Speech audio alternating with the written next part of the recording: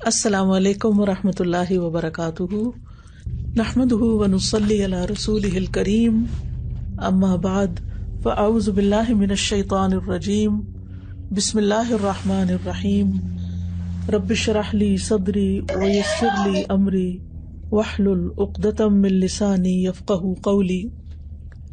یہ تو ہم سب جانتے ہیں کہ اللہ سبحانہ تعالیٰ ہی ہمارا خالق ہے، وہی ہمارا مالک ہے، اسی کے پاس ہم نے واپس جانا ہے۔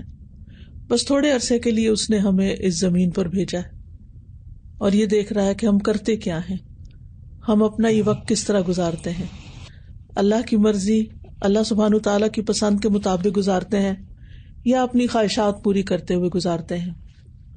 تو جیسی ہماری زندگی ہوگی ویسا ہی ہمارا انجام ہوگا اور اسی کے مطابق اگلی زندگی ہوگی، درجات کی بلندی بھی اسی کے مطابق ہوگی جس کے لیے ہم یہاں کوشش کریں گے۔ تو بہت ضروری ہے کہ ہم سب اپنے اپنے کاموں کا جائزہ لیں اور یہ دیکھتے رہیں کہ ہمارے دن رات، شب و روز کس طرح گزر رہے ہیں۔ کیا ہم واقعی سیدھے راستے پر ہیں یا ہم اس راستے سے ہٹے ہوئے ہیں؟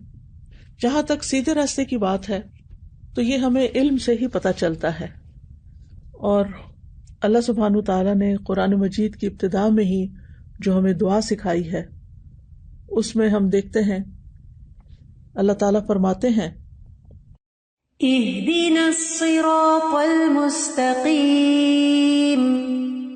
صراط الذین انعمت علیہم غیر المغضوب علیہم ولا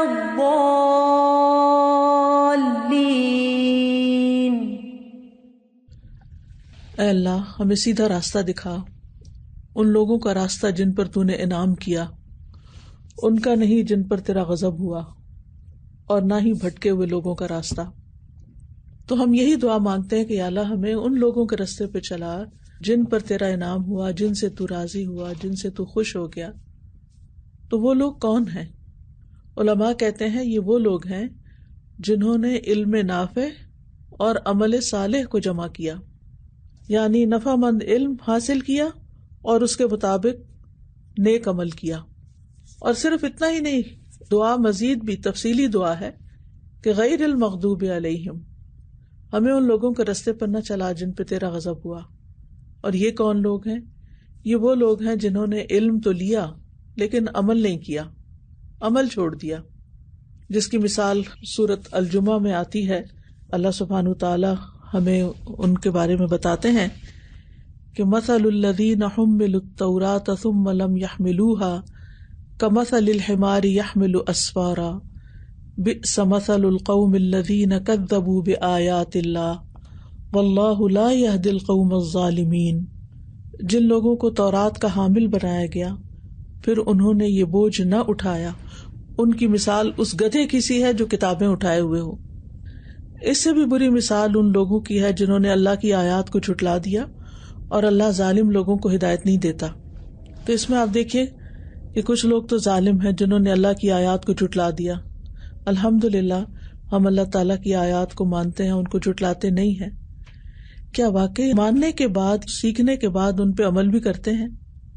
کیونکہ یہاں کیا بتایا جا رہا ہے کہ جو صرف پڑھتا جائے، علم اکٹھا کرتا جائے لیکن اس کا عمل نہ بدلے، اس کا اخلاق نہ بدلے، تو پھر وہ کیسا ہے؟ جیسے گدھا، گدھے کی عقل کم ہوتی ہے نا، اور وہ صرف بوجھ اٹھانے کے کام آتا ہے۔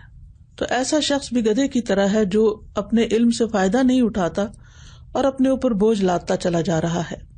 اور اسی طرح ہمیں ان لوگوں کے طریقوں سے بھی بچنے کا حکم دیا گیا کہ جنہوں نے علم حاصل ہی نہیں کیا لیکن ویسے نیک عمل کرتے رہے، یعنی بدعات ایجاد کرتے رہے۔ تیسری قسم کے لوگ وہ ہیں جنہوں نے کچھ عمل تو کیے، یعنی خیر کے کچھ کام کیے لیکن اپنی مرضی کے کیے، خود سے ایجاد کر لیے۔ تو یہ لوگ ضالون میں سے ہیں جنہوں نے خود سے عمل ایجاد کیے اور علم کو چھوڑ دیا۔ اور اس کی مثال سورۃ الحدید میں آتی ہے، ثم قفینا علی آثارہم برسلنا وقفینا بعیسی ابن مریم وآتیناہ الانجیل وجعلنا فی قلوب الذین اتبعوہ رأفۃ ورحمۃ ورہبانیۃ ابتدعوها ما كتبناها علیہم۔ الا ابتغاء رضوان اللہ فما رعوها حق رعایتها فآتینا الذین آمنوا منہم اجرہم وکثیر منہم فاسقون. پھر ہم نے ان کے نقش قدم پر پے در پے اپنے رسول بھیجے اور ان کے پیچھے عیسیٰ ابن مریم کو بھیجا علیہم السلام، اور اسے انجیل دی، اور ہم نے ان لوگوں کے دلوں میں جنہوں نے اس کی پیروی کی، یعنی نصارہ جو ہیں، کرسچن جو ہیں، ان کے دلوں میں نرمی اور مہربانی رکھ دی، اور دنیا سے کنارہ کشی تو انہوں نے خود ہی ایجاد کر لی. مطلب یہ کہ نیکی کے نام پر انہوں نے ایک چیز خود ایجاد کر لی کہ دنیا چھوڑ دیں. ہم نے اسے ان پر نہیں لکھا تھا مگر اللہ کی رضا حاصل کرنے کے لیے انہوں نے یہ کام کیا. پھر انہوں نے اس کا خیال نہ رکھا جیسے کہ اس کا خیال رکھنے کا حق تھا، کیونکہ جب انسان اپنے لیے کوئی خود دین ایجاد کرتا ہے تو پھر وہ اس کے لیے ایک بوجھ ہوتا ہے اور اس کو نبھانا بھی ایک مشکل کام ہوتا ہے. اللہ سبحانہ تعالیٰ نے جو دین ہمیں دیا ہے وہ دین ہے کہ جس پر ہم واقعی عمل کر سکتے ہیں، جو ہمارے لیے مشکل نہیں ہے، آسان ہے. تو بہرحال اللہ تعالیٰ فرماتے ہیں کہ تو ہم نے ان لوگوں کو جو ان میں سے ایمان لائے ان کا اجر دے دیا اور ان میں سے بہت سے نافرمان ہیں. تو اللہ سبحانہ تعالیٰ کا لاکھ لاکھ شکر ہے کہ جس نے ہمیں علم نافع عطا کیا، خالص قرآن اور سنت کا علم عطا کیا، اور ہمارے دن رات اس میں بسر ہوتے ہیں. اور یہ اللہ تعالیٰ کا خاص فضل ہوتا ہے کسی بھی انسان پر. جیسے وہ حدیث میں آتا ہے نا کہ اللہ تعالیٰ جس کے ساتھ بھلائی کا ارادہ چاہتا ہے اسے دین کی سمجھ دے دیتا ہے. تو یہ اللہ نے ہم سے بھلائی چاہی ہے جو ہمیں اس راستے پر لگا دیا ہے. سفیان ثوری کہتے ہیں کہ اللہ جس شخص کے ساتھ بھلائی کا ارادہ کرتا ہے اس کے لیے علم حاصل کرنے اور اس کے حفظ سے بہتر کوئی عمل نہیں جانتا. یعنی صرف علم حاصل ہی نہیں کرتا بلکہ اس کو یاد بھی رکھتا ہے، اس کو حفظ بھی کرتا ہے. ہمارے ہاں تو حفظ کو ایک ایسی چیز سمجھ لیا گیا نا کہ جو شاید زیادہ فائدے کا کام نہیں ہے، ورنہ پہلے زمانے میں لوگ قرآن مجید کے ساتھ ساتھ احادیث کو بھی حفظ کیا کرتے تھے، اور وہ کہتے تھے کہ علم وہی ہے جو سینے میں محفوظ ہے. اسی طرح آپ قرآن مجید کا ترجمہ یاد کرتے ہیں اور بعض اوقات اس سے گھبراتے ہیں کہ ہمیں رٹا لگانا پڑتا ہے اور کئی دفعہ پڑھنا پڑتا ہے اور اس کو یاد کرنا پڑتا ہے. لیکن یہ واقعی علم حاصل کرنے کا ایک پروسیس ہے. تو ہم جو بھی یہ کام کر رہے ہیں اس کو ایک عبادت سمجھ کے کریں، اس کو اللہ تعالیٰ کا فضل سمجھ کر اختیار کریں اور اس پر شکر گزار بھی ہوں. اور ویسے بھی خوشخبری ہے کہ طالب علم جو ہوتے ہیں وہ انبیاء کے وارث ہوتے ہیں. انبیاء درہم و دینار نہیں چھوڑتے بلکہ انبیاء کی وراثت جو ہے وہ علم ہے. تو اس وراثت کو حاصل کرنے کے لیے اور انبیاء علیہ السلام کے اور خاص طور پر نبی صلی اللہ علیہ وسلم کے چھوڑے ہوئے علم پر عمل کرنے کے لیے اور اس کو اپنانے کے لیے اور اس کو سیکھنے کے لیے اور اس کو یاد کرنے کے لیے ہمارے اندر پورا شوق اور جذبہ ہونا چاہیے.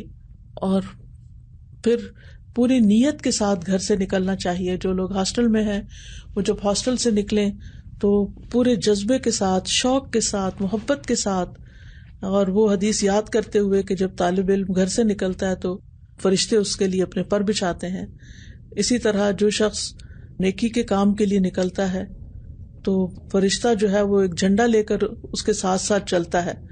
مسند احمد کی ایک روایت میں آتا ہے کہ جب بھی کوئی شخص اپنے گھر سے نکلتا ہے، جب بھی کوئی شخص اپنے گھر سے نکلتا ہے تو اس کے دروازے پر 2 جھنڈے ہوتے ہیں. ایک جھنڈا فرشتے کے ہاتھ میں ہوتا ہے، دوسرا شیطان کے ہاتھ میں ہوتا ہے. اگر وہ اللہ عز و جل کی محبت حاصل کرنے والے عمل کے لیے نکلتا ہے تو فرشتہ اپنا جھنڈا لے کر اس کے پیچھے پیچھے جاتا ہے اور وہ گھر لوٹنے تک فرشتے کے جھنڈے تلے ہوتا ہے. اتنا بڑا آنر، اتنا بڑا ریگارڈ. آپ دیکھیں جھنڈے والی گاڑی اب تو خیر ختم ہو گیا یہ شاید یہ کلچر، لیکن پہلے تو جو گاڑی گزرتی تھی اور اس پہ جھنڈا لگا ہوتا تھا تو اندر بیٹھا ہوا شخص بھی اور دیکھنے والے بھی ایک خاص قسم کی کیفیت کا شکار ہوتے تھے. تو اگر ہم یہ سوچ ہی لیں نا کہ اس وقت فرشتہ ہمارے ساتھ جھنڈا لے کے چل رہا ہے کیونکہ میں خالص اللہ کی رضا کے لیے علم حاصل کرنے کے لیے نکلی ہوں، تو آپ سوچئے کہ آپ کے اندر یعنی خود بخود خوشی کی ایک لہر دوڑ جائے گی. اور اگر کوئی گھر سے نکلتا ہے اور اللہ تعالیٰ کی ناراضگی والے عمل کے لیے نکلتا ہے، جیسے بعض اوقات ایسے واقعات سننے میں آتے ہیں کہ کچھ لوگ گھروں سے تو اپنے اسکول کالج کا بتا کے جاتے ہیں لیکن وہاں سے اسکول جانے کی بجائے کہیں اور چلے جاتے ہیں، یا اپنی کلاسز بنک کر کے تو کہیں اور نکل جاتے ہیں سیر و تفریح کرنے یا کسی ہوٹل میں یا پارک میں یا گھومنے پھرنے یا کسی اور غلط کام کے لیے. تو یہ اللہ کی ناراضگی والا عمل ہے کہ آپ نے گھر والوں کو دھوکہ دیا. تو شیطان اپنا جھنڈا لے کر اس کے پیچھے روانہ ہو جاتا ہے اور وہ گھر واپس آنے تک شیطان کے جھنڈے تلے رہتا ہے. تو ایسا شخص جو ہے وہ ایک اللہ کی نافرمانی میں مسلسل رہتا ہے. لیکن اس کے برعکس جو نیکی کے کام کے لیے اور خاص طور پر طلب علم کے لیے نکلتا ہے تو فرشتے طالب علم کی طلب علم سے راضی ہو کر اس کے لیے اپنے پر بچھا دیتے ہیں, اس کے آگے ہمبل ہو جاتے ہیں, اس کی عزت اور تکریم کرتے ہیں. ساری مخلوق بخشش کی دعائیں کرتی ہے, حتیٰ کہ سمندر کی مچھلیاں بھی. اور پھر یہ کہ یہ ایسا کام ہے کہ جس سے نہ صرف یہ کہ انسان کو دنیا میں فائدہ ہوتا ہے, انسان کو عمل کرنے کے طریقے آتے ہیں, بلکہ مرنے کے بعد بھی انسان کے لیے علم صدقہ جاریہ بنتا ہے.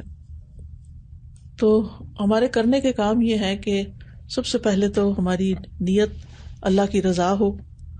اس علم کو سیکھنے کے لیے کوئی دنیا کا مال کمانا یا نام بنانا یا لوگوں میں کوئی روب جھاڑنا کہ میں عالمہ کو کورس کیے ہوئے ہوں یا بہت کچھ جانتی ہوں, یہ سب سے کوئی چیز نہ ہو. اور پھر یہ کہ ایسا علم سیکھا جائے جس سے فائدہ ہو.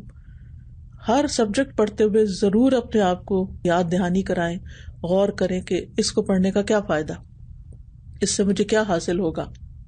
تو اگر سمجھ نہیں آتا, مقصد نہیں پتا, تو آپ اپنے ٹیچر سے پوچھیں کہ آپ ہمیں یہ کیوں پڑھا رہے ہیں. اور ٹیچر کا بھی یہ کام ہے کہ وہ ضرور ایکسپلین کرے کہ یہ سبجیکٹ جو آپ کو پڑھایا جا رہا ہے اس کے پڑھنے سے آپ کو یہ اور یہ فائدہ ہوگا, تاکہ پورے ذوق و شوق کے ساتھ اس کو پڑھا جا سکے.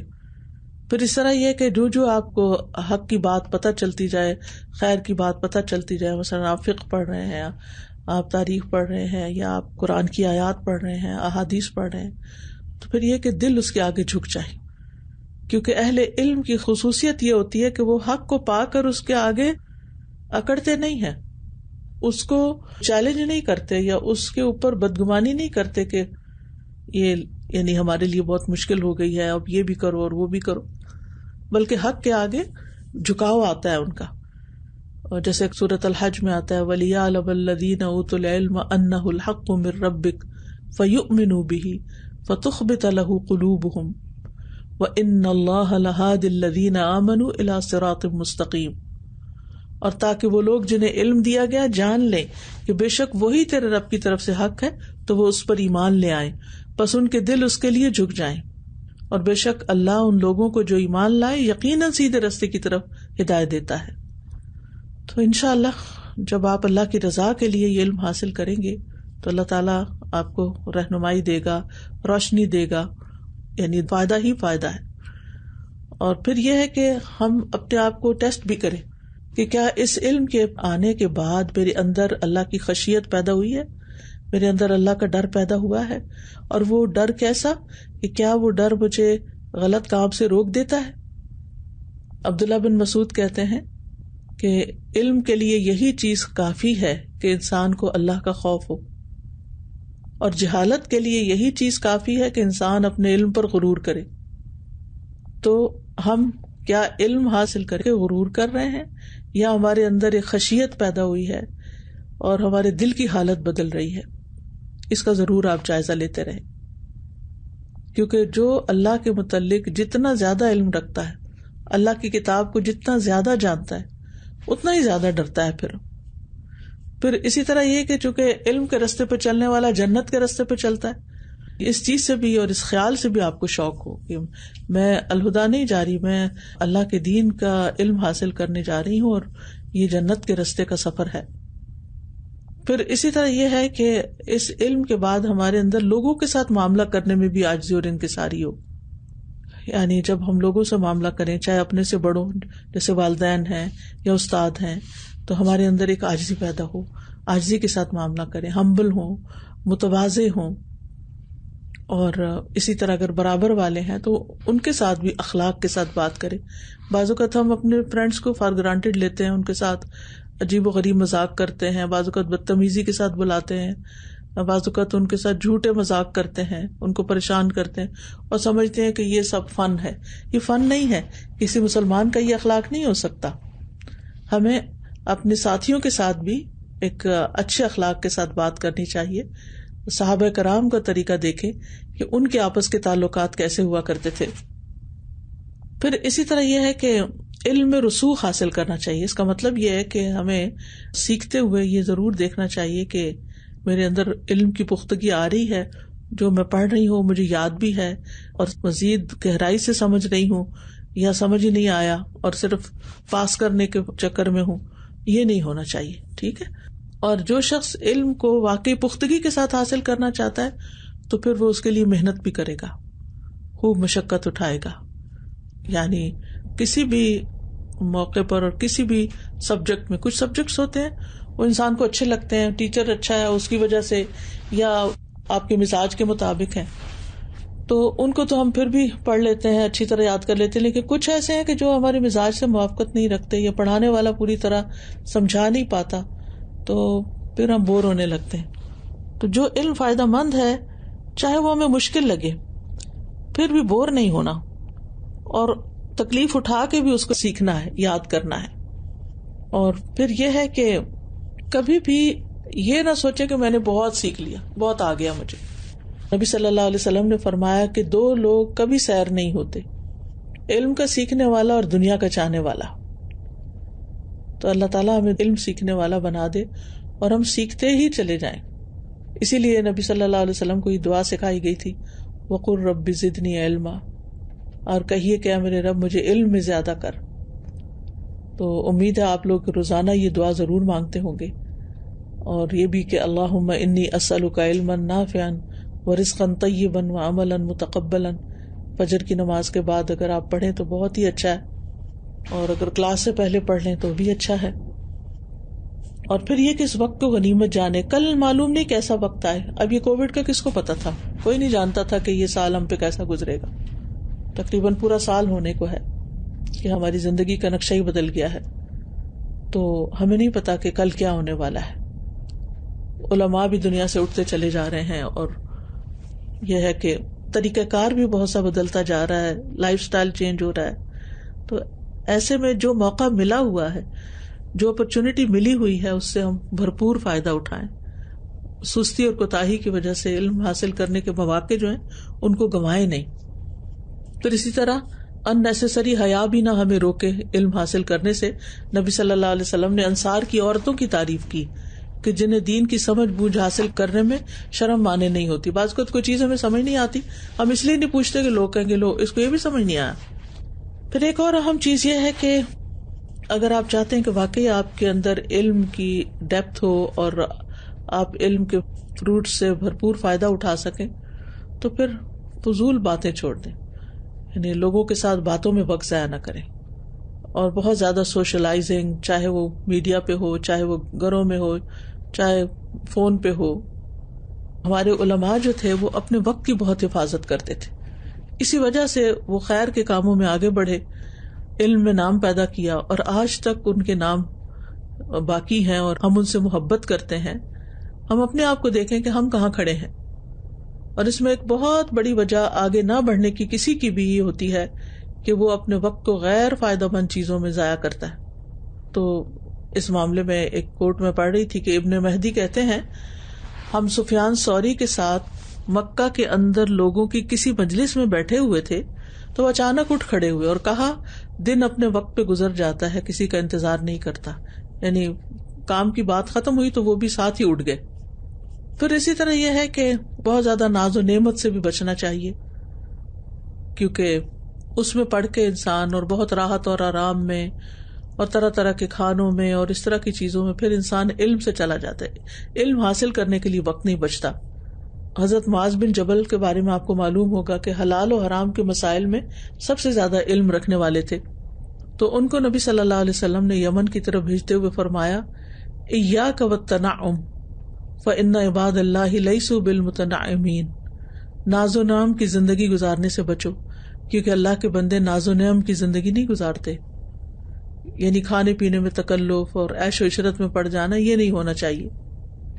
امام شافعی کہتے ہیں, میں نے 16 سال سے پیٹ بھر کے کھانا نہیں کھایا, کیونکہ پیٹ بھر کے کھانا کھانے سے جسم بھاری ہوتا ہے, دل سخت ہوتا ہے, سمجھداری ختم ہو جاتی ہے, بہت زیادہ نیند آتی ہے, اور انسان عبادت میں بھی کمزور ہو جاتا ہے, پیچھے رہ جاتا ہے. پھر اسی طرح یہ ہے کہ صرف آسانیاں پانے کے لیے یا دنیا پانے کے لیے علم حاصل نہیں کرنا چاہیے، کیونکہ اگر انسان صرف اس لیے علم حاصل کر رہا ہے کہ مجھے دین کی رخصتوں کا پتہ چل جائے، یا یہ ہے کہ پھر میری بہت عزت ہو اور میری قدر ہو، تو اس سے پھر آخرت کا فائدہ نہیں ہے. وہ چیزیں سیکھیں اور وہ رستے اختیار کریں کہ جس سے دنیا کی زندگی میں بہترین عبادت کر سکیں اللہ کی، بہترین لوگوں کی خدمت کر سکیں، بہترین وقت گزار سکیں اپنا، اور آخرت میں اللہ سبحانہ وتعالیٰ کا قرب حاصل ہو ہمیں. پھر اسی طرح یہ ہے کہ ہم اپنے اخلاق پر بھی نظر رکھیں کہ کیا علم ہمیں با اخلاق بنا رہا ہے. ہم اہل القرآن میں سے ہیں تو کیا قرآن کا اثر ہمارے اخلاق پہ نظر آتا ہے. حضرت عائشہ سے جب رسول اللہ صلی اللہ علیہ وسلم کے اخلاق کے بارے میں پوچھا گیا تو انہوں نے کیا کہا تھا کہ کانا خلقہ القرآن، کہ آپ کا اخلاق قرآن ہی ہے، یعنی قرآن پر عمل کرتے تھے آپ. تو ہمیں بھی دیکھنا چاہیے کہ کیا ہمارا اخلاق بھی قرآن ہے، قرآن عملی طور پر ہمارے اندر آیا ہے. عبداللہ بن مبارک کہتے ہیں مجھے تعجب ہے اس شخص پر جو علم حاصل نہیں کرتا، اس کا نفس کیسے اس کو عزت اور اعزاز حاصل کرنے کی دعوت دیتا ہے. یعنی بغیر علم کے انسان باعزت نہیں ہو سکتا، اور علم کے ساتھ باعزت کیسے ہوتا ہے کہ اس کے اندر اچھا اخلاق اور اچھا مزاج پیدا ہوتا ہے، اس کے اندر سخاوت آتی ہے، اس کے اندر عاجزی آتی ہے، اس کے اندر خواہشات سے دوری آتی ہے. پھر اسی طرح یہ ہے کہ ہم نصیحت قبول کرنے والے ہوں. جب کوئی ہمیں کوئی بات سمجھائے تو ہم اس کو سمجھنے کی کوشش کریں، نہ کہ اس پہ ناراضگی کا اظہار کریں. پھر اسی طرح یہ کہ نبی صلی اللہ علیہ وسلم کی دعا پانے کے لیے علم کو یاد کر کے آگے بھی پھیلائیں. آپ صلی اللہ علیہ وسلم نے فرمایا تھا اللہ تعالیٰ اس شخص کو تر و تازہ رکھے جس نے میری بات کو سن کر حفظ کیا، اسے یاد رکھا، اور اس شخص کو پہنچا دیا جس نے اسے نہیں سنا تھا، یعنی آپ صلی اللہ علیہ وسلم سے براہ راست نہیں سنا تھا. اور پھر اسی طرح یہ ہے کہ جب دوسروں کو سکھانا شروع کریں تو ان چیزوں پر خود بھی ہم عمل کرنے والے ہوں. برا نمونہ بن کے دین کی دعوت کے کام کو ہم نقصان نہ دینے والے ہوں، یعنی طالب علمی کے زمانے میں بھی اور تعلیم دینے کے زمانے میں بھی، دونوں طرح سے. اور پھر یہ ہے کہ شیطان کی چالوں سے بچیں. بعض اوقات ہم بڑے اچھے جذبے سے کام شروع کرتے ہیں لیکن کچھ عرصے کے بعد جذبہ ٹھنڈا ہو جاتا ہے اور شیطان حاوی ہو جاتا ہے، وہ ہمیں ڈسٹریکٹ کر دیتا ہے اور ہم اصل مقصد سے ہٹ کے ادھر ادھر دوستیوں میں پڑ جاتے ہیں یا کوئی اور کام کرنے لگتے ہیں، اور علم جو ہے وہ پیچھے چلا جاتا ہے. تو اس سے بھی پرہیز کرنا چاہیے. اور پھر یہ کہ اپنا جائزہ لیتے رہنا چاہیے کہ کیا میں نمازوں کو اپنے وقت پر پڑھ رہی ہوں، اطمینان سے پڑھ رہی ہوں، اپنے طور پر روزانہ قرآن کی تلاوت کرتی ہوں، یہ صرف سبجیکٹ کا ہی پڑھ لیتی ہوں. سورہ زمر کی کل آیت مجھے بہت اچھی لگی، الذین یستمعون القول فیتبعون احسنہ. تو اس میں علماء لکھتے ہیں کہ خوشخبری دے دو میرے بندوں کو جو بات کو غور سے سنتے ہیں، توجہ سے سنتے ہیں. یستمعون القول، یسمعون القول نہیں، یستمعون القول. اور یہ تو آپ کو معلوم ہے نا کہ فعل میں حروف کا اضافہ معنی میں شدت پیدا کر دیتا ہے، یعنی خوب غور سے بات سنتے ہیں. اور قول سے مراد قرآن مجید بھی ہے، اور قول سے مراد کوئی اچھی بات بھی ہے جو کام کی بات ہو. تو یعنی کسی سے جب بات کر رہے ہوتے ہیں تو اس کی بات پر دھیان دیتے ہیں، متوجہ ہوتے ہیں. جیسے کلاس ہے تو کلاس میں چاہے کسی بھی سبجیکٹ کی کلاس ہے تو اس کو توجہ کے ساتھ سنتے ہیں، پھر اس میں سے اچھی بات لے لیتے ہیں اور اس پر عمل کرتے ہیں. تو ایک ہوتا ہے قرآن کا لسنر یعنی سامع، اور ایک ہوتا ہے مستمع. سامع وہ ہوتا ہے جو بس صرف اس کے کانوں سے ٹکرا رہا ہوتا ہے قرآن کی آواز بس، اور مستمع وہ ہوتا ہے جو سن کے سمجھ بھی رہا ہوتا ہے اور اس میں سے کوئی نہ کوئی چیز اپنے عمل میں، اپنی سوچ میں لے آتا ہے. پھر اسی طرح یہ ہے کہ نماز کے بعد کے کیا اذکار کرتے ہیں ہم، کیا صبح و شام کے اذکار کر رہے ہیں، اور کیا اپنے روزانہ کے جو سبق ہوتے ہیں ان کو ہم وقت پہ پڑھ لیتے ہیں. ہماری ہیبٹس کیا ہیں، سونے، جاگنے، کھانے پینے کی، باتوں کی، میل ملاقات کی. تو اپنی ہیبٹس پہ بھی نظر ڈالنی ہے. اور پھر یہ کہ ہمیں امت کے جو بڑے بڑے علماء ہیں ان کی بایوگرافیز بھی پڑھنی چاہیے کہ انہوں نے علم کیسے حاصل کیا، وہ کیا کرتے تھے. یعنی جو صحابہ تھے، تابعین تھے، تبع تابعین تھے، سلف صالحین تھے. امام شافعی جو تھے رات کے 3 حصے کرتے تھے، 1/3 علم سیکھنے کے لیے، 1 عبادت کے لیے، 1 سونے کے لیے. تو ہم بھی اپنے اوقات کی تقسیم کریں کہ کتنا سونے کے لیے، کتنا پڑھنے کے لیے، کتنا اور اپنے ذاتی کام کاج وغیرہ کرنے کے لیے. پھر اسی طرح سفیان ثوری کے بارے میں آتا ہے کہ مجھے نبی صلی اللہ علیہ وسلم کی جو بھی حدیث پہنچی اس پہ میں نے عمل ضرور کیا، چاہے ایک ہی بار کیا ہو. یعنی وہ اس چیز کو میک شور کرتے تھے کہ ہم جو سنیں اس پر عمل بھی کریں. ابو درداء کہتے ہیں تم عالم نہیں بنو گے حتیٰ کہ سیکھنے والے بنو. یعنی کوئی شخص سیکھے بغیر عالم نہیں بن سکتا، اور تم علم سے عالم نہیں بن سکتے حتیٰ کہ اس پہ عمل کرو. یعنی سیکھنے کے ساتھ عمل ہوگا تو عالم بنو گے. اور تمہارے گناہ کے لیے یہی کافی ہے کہ تم بحث مباحثہ کرنے والے بن جاؤ، یعنی علم حاصل کر کے لوگوں کے ساتھ لڑائی جھگڑے کرو. اور تمہارا جھوٹا ہونے کے لیے یہی کافی ہے کہ تم مسلسل اللہ کی ذات کے علاوہ کسی اور چیز میں گفتگو کرتے رہو، لوگوں کی باتیں کرتے رہو. تو اللہ سبحانہ و تعالی ہم سب پر اپنی رحمت فرمائے اور ہمیں اپنی محبت عطا کرے، کیونکہ جو دنیا سے محبت میں اندھا ہو جاتا ہے پھر علم کی روشنی اس تک نہیں پہنچتی. اللہ سبحانہ و تعالیٰ ہمیں اخلاص کے ساتھ سیکھنے کی توفیق دے اور محنت کے ساتھ سیکھنے کی توفیق دے، اور پھر عمل کی توفیق عطا فرمائے، اور پھر یہ کہ ہم سے قبول کر لیں ان کوششوں کو، اور ہمیں اس علم سے اپنی ذات کو بھی فائدہ پہنچانے والا اور دوسروں کو بھی فائدہ پہنچانے والا بنا دے.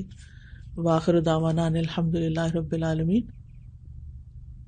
استاذہ میں یہ کہنا چاہوں گی جو آپ نے بات کی کہ ہم جو علم حاصل کرتے ہیں اور اس کو کتنا عمل میں لاتے ہیں، یہ آج کی اس دنیا میں اسپیشلی یہ جو میں نے 2020 کا یہ سال دیکھا ہے استاذہ، مجھے ایسے لگ رہا تھا کہ اب کوئی بھی نہیں ایسا رہے گا جو عمل کی طرف نہیں آ جائے گا. مطلب موتیں تو ہمیشہ ہوتی رہی، لیکن اس بار چونکہ میڈیا کا ہائپ تھا اور وہ سب کچھ تھا. سزا ان سب چیزوں کو دیکھنے کے باوجود دنیا میں مٹیریلزم انکریز کر گیا، بجائے کم ہونے کے زیادہ ہو گیا، جو ایک ذاتی مشاہدے کی بات ہے. دنیا کے پیچھے زیادہ لگ گئی ہے آخرت کی بجائے، اور اس کی مجھے بالکل سمجھ نہیں آ رہی کہ آخر ایسا کیا ہوا پینڈیمک میں تو دنیا کو دنیا کے پیچھے لگنے میں زیادہ انکریز ہوا. اصل میں ہوا یہ ہے کہ اصل بات یہ ہے کہ لوگ پہلے بھی یہ کر رہے تھے لیکن ایکسپوزڈ نہیں تھے. میڈیا نے بہت سے لوگوں کو بہت حد تک ایکسپوز کر دیا ہے اور وہ چیزیں سامنے آ گئی ہیں. اور ویسے بھی دن بدن ہر آنے والا دن جو ہے پچھلے دن سے فتنوں میں بڑھتا ہی جا رہا ہے. تو میں تو ایسی ساری چیزیں دیکھ کر اپنے اوپر پھر مزید فوکس کرنے لگتی ہوں. کہ سب کا ذمہ تو میں نہیں لے سکتی اور نہ ہی میں سب کو سمجھا سکتی ہوں، لیکن کم از کم اپنی تو فکر کر سکتی ہوں. میرے اوپر تو ذمہ داری اپنی ہی ہے. استاذہ میں الحمدللہ کچھ پریکٹیکل چیزیں شیئر کرنا چاہوں گی. ایک تو جیسے آپ نے الحمدللہ بتایا نا کہ جب بھی ہم الہدا میں جائیں تو اپنے آپ کو ریمائنڈر دیں اور اس طرح. تو مجھے ایک چیز استاذہ جو میں نے آپ سے سیکھی تھی، ایک دفعہ میں آپ کے گھر آئی نا تو میں نے دیکھا کہ آپ نے مختلف کمروں میں کچھ ریمائنڈرز لگائے ہوئے، کچھ کیلنڈر کے اوپر لگائے ہوئے، اپنے بیڈ روم میں آپ کا جو اسٹڈی ٹیبل تھا اس میں مختلف چیزیں. تو وہ مجھے آئیڈیا بہت ہی زبردست لگا. پھر میں نے بھی گھر آ کے اسی طرح کیا کہ گھر کے مختلف حصوں میں نا پوسٹ نوٹس پہ جیسے ریمائنڈرز لگا لی. جیسے مثلاً جو پڑھنے کا کمرہ ہے وہاں پہ اپنے لیے لکھ لیا کہ قرآن کے ساتھ گزارا ہوا ہر لمحہ عبادت ہے اور میں یہ کام اللہ کی رضا کے لیے کر رہی ہوں. پھر اسی طرح اپنے لیونگ روم میں جیسے خاص طور پہ گھر والوں کے ساتھ بات کرتے ہوئے انسان بعض وہ احتیاط نہیں کرتا. آپ نے کی بھی بات کی نا کہ فضول باتوں اور کاموں کو چھوڑنا ہے. تو اس ریمائنڈر نے مجھے بہت ہیلپ کی کہ میری ہر بات اور عمل سے میرے گھر والے سیکھ رہے ہیں.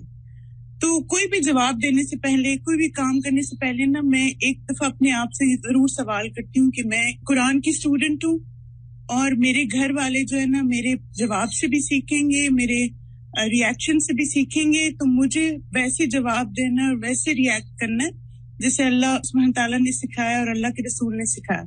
پھر اسی طرح استاذ جیسے کچن ہے تو کچن میں کچھ ریمائنڈرز ہم اپنے لیے لکھ کے لگا سکتے ہیں. مثلاً جو اسٹوڈنٹس جو ہیں وہ ان میرڈ ہیں تو مثلاً وہ اگر یہ سوچیں کہ گھر والوں کی خدمت کرنا نبی صلی اللہ علیہ وسلم کی سنت میں سے ہے، اور جو سسٹرز میرڈ ہیں اور جو کھانا وغیرہ پکاتی ہیں تو وہ اگر ایسا ریمائنڈر لکھ لیں کہ کھانا پکانا جو ہے وہ جنت میں لے جانے والے کاموں میں سے. تو الحمدللہ جب ہم مسلسل ایسی چیزیں دیکھتے رہتے نا, کیونکہ ہم انسان ہیں, ہم بھول جاتے, لیکن ایسے آن اینڈ آف چیزیں دیکھنا الحمدللہ مجھے اس نے بہت ہیلپ کیا. اور ایک استاذہ یہ کہ جیسے آپ نے جو کہا نا کہ اپنے اوقات کو بھی مقرر کریں فضول کاموں کو چھوڑنے کے حوالے سے, تو میں نے استاذہ کہیں پڑھا تھا کہ ڈسٹریکشنز کو کیسے اوور کم کریں نا, تو اس میں ایک ٹپ جو مجھے بہت فائدہ مند لگی وہ یہ تھا کہ بعض دفعہ ہمیں سوشل میڈیا کی ایڈکشن ہو جاتی ہے, جیسے ہر وقت ہم فیس بک پہ یا انسٹاگرام ان کو بار بار ہم چیک کرتے ہیں. تو اس میں انہوں نے کہا کہ اگر آپ مثلاً آپ کو ایسی ایڈکشن ہے کہ ایوری آور آپ ایک دفعہ فیس بک کھول رہے ہیں یا انسٹاگرام کھول رہے ہیں, تو یہ ایڈکشن کے لیول میں آتا ہے. تو آپ اپنے سیل فون سے ان دونوں کو ڈیلیٹ کر دیں اور پھر آپ اپنے لیپ ٹاپ سے چیک کریں اس کو, یعنی جب بھی فیس بک پہ جانا ہے یا انسٹاگرام پہ جانا ہے, اور پھر جب آپ اس کو اوور کم کر دیں پھر آپ دوبارہ سے ایپ کو انسٹال کریں. تو یہ استاذہ بہت ایک زبردست چیز ہے, ورنہ یہ کہ جب ہمارے فون پہ یہ ایپس ہوتے ہیں نا تو انکانشیسلی ہم بار بار وہاں جاتے, ادھر ہی ہاتھ جاتا ہے بار بار. بالکل, بس استاذہ یہ باتیں شیئر کرنی تھی. بارک اللہ فیک کی پیاری. جزاک اللہ. استاذہ جی, میں نے ایک دفعہ پڑھا تھا کہ علم کا جو حقیقی طالب ہے اس کے لیے 4 چیزیں اہم ہیں. ایک تو یہ کہ وہ اللہ تعالیٰ کے لیے اخلاص رکھے, دوسرا یہ کہ وہ علم میں مسلسل محنت کرے, تیسرا یہ کہ محنت میں بھی وہ بلند ہمتی دکھائے, اور چوتھا یہ کہ اپنے اساتذہ کا ادب و احترام کرے. جب وہ یہ کرے گا تو انشاءاللہ علم کے جو سارے فوائد ہیں وہ اسے حاصل ہوں گے انشاءاللہ. جزاک اللہ خیرن. استاذہ جی, میں علم کے حوالے سے یہ کہنا چاہوں گی کہ اس کے لیے ہمیں اپنے آپ کو بہت تھکانا پڑتا ہے. جب تک ہم علم کے لیے اپنے آپ کو تھکاتے نہیں ہیں تو ہمیں وہ روح علم کی حاصل نہیں ہو پاتی. تو اس حوالے سے ایک کوٹیشن میں نے پڑھی تھی, بہت اچھی مجھے لگی. وہ یہ تھی, لا علم من تعب خیر من جہل مع راحت, کہ وہ علم جو تھک کر یا اپنے آپ کو مشقت کے ساتھ حاصل ہوتا ہے وہ بہت بہتر ہے اس جہالت سے جو راحت کے ساتھ حاصل ہو جاتی ہے. ابھی تو یہ ہمارا انیشل ہے, یعنی کہ بہت سارے میڈیمز ہیں, ان میں بہت سارے فتنے موجود ہیں. میں کبھی سوچتی ہوں کہ میں اپنا فیس بک ختم کر دوں. اصل بات یہ ہے کہ کوئی بھی چیز جو ہے نا, کوئی بھی جو ٹولز ہوتے ہیں, جیسے چھری ہے, تو چھری آپ کسی کو مار بھی سکتے ہیں اور قتل بھی کر سکتے ہیں, اور اس کے ساتھ اس سے فائدہ مند چیزیں بھی کر سکتے ہیں. تو فتنے تو ہر جگہ موجود, گھر کے اندر بھی ہے, باہر بھی. پہلے تو باہر ہوتے تھے, اب گھر کے اندر ہے. ہمیشہ ہر چیز کے بارے میں اپروچ یہ رکھیں کہ میں اس کو بہتر کیسے استعمال کر سکتی ہوں. بڑی بڑی باتیں سوچنے کی بجائے چھوٹے چھوٹے سٹیپ لیں, اپنے اوپر سب سے پہلے غور کریں, اپنی نمازوں پہ, اپنی عبادات پہ, اپنے اخلاق پہ, کہ علم کے بعد میرے اندر کیا کیا تبدیلی آ رہی ہے. اور پھر اس کے بعد یہ ہے کہ دوسروں کو صرف زبان سے نہیں, صرف میڈیا کے ذریعے نہیں, بلکہ سب سے بڑی بات یہ کہ اپنے عملی نمونے کے ذریعے اپنے اندر کی اصلاح کے اثرات سے دوسروں کی اصلاح کی فکر کریں.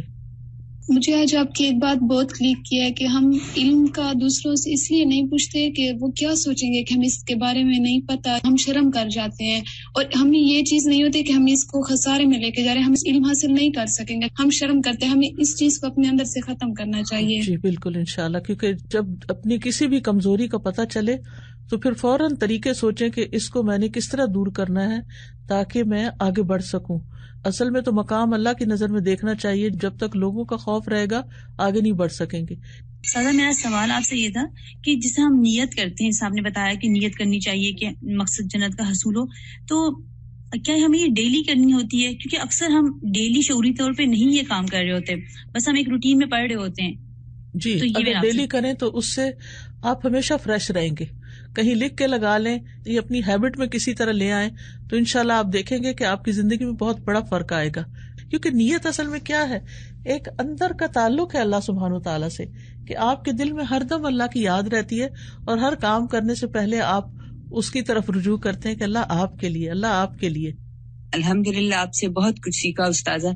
آپ نے جو بات کی کہ علم پہلے حاصل کرو اور پھر اس کو پہنچاؤ, میں کوشش تھوڑی بہت کرتی ہوں استاذہ, لیکن آپ سے 2 ٹپس, یہ کہ علم حاصل کرنے میں جو مجھے مددگار ہو, اور دوسرا کہ میں اس علم کو دوسروں تک پہنچانے کے لیے مجھے ایک ٹپ دے دیجیے.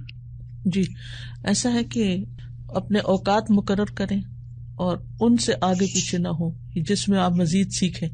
اور سکھانے کے لیے بھی اپنا وقت مقرر کریں، اور جو آپ کو واقعی آتا ہو صرف اتنی بات کریں. اگر آپ بچوں کو پڑھا سکتے ہیں یا آپ کسی اپنے سرونٹ کو یا کسی اور کو، تو تھوڑے سے شروع کریں. ایگزیکٹ یہ ٹاپک نہیں، مجھے ایک تو یہ پلیز بتائیے کہ جب نماز میں اللہ کو دیکھو یا اللہ ہمیں دیکھ رہا ہے؟ اللہ ہمیں دیکھ رہا تو ایزی ہے، اللہ کو ہم کیسے دیکھ سکتے ہیں؟ دوسرا میرا سوال یہ ہے کہ یہ وسعت جو ہے کہ میری وسعت میں یہ نئی چیز ہے، لوگ بھی انکار کرتے ہیں میری وسعتوں میں نہیں ہے، خود بھی یہ وسعتوں کا اسٹیمیٹ کیسے لگایا جا سکتا ہے کہ کسی کی کتنی وسعت ہے؟ پلیز. جو مادی چیزیں ہوتی ہیں ان میں تو پتا ہوتا نا کہ میرے پاس 10 پاؤنڈ ہے تو میں 20 والا کام نہیں کر سکتا، لیکن جو باقی وسعت جو ہے جس میں ہمت کی بات ہے، تو وہ جب انسان ارادہ کر لیتا ہے تو اللہ تعالیٰ وسعت بھی پیدا کر دیتا ہے، برکت پیدا کر دیتا ہے. جو نظر آنے والی چیز نہیں، اس کا تعلق انسان کے ارادے سے ہوتا ہے. اور اگر یہ نہیں سمجھ میں آتا کہ میں اللہ کو دیکھ رہی ہوں تو کوئی بات نہیں، یہی کافی ہے کہ اللہ تعالیٰ مجھے دیکھ رہا ہے.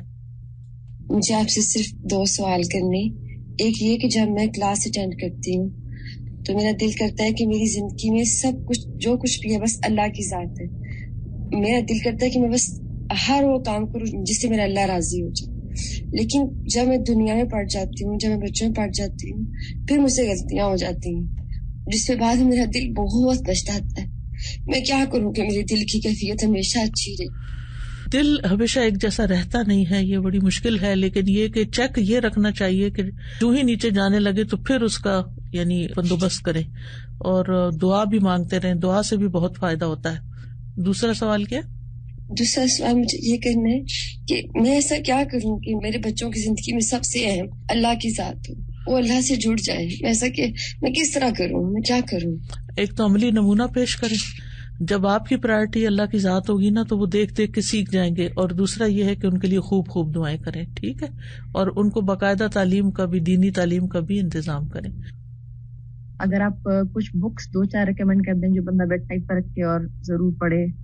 آپ جو صحابہ کے حالات ہیں اور سیرت کی کتابیں ہیں ان سے فائدہ اٹھائیں. اسی طرح یہ جو ایک کتاب میں نے پہلے بھی ریکمینڈ کی تھی، دل کی دنیا، ابن الجوزی کی کتاب ہے، منہاج القاصدین ہے.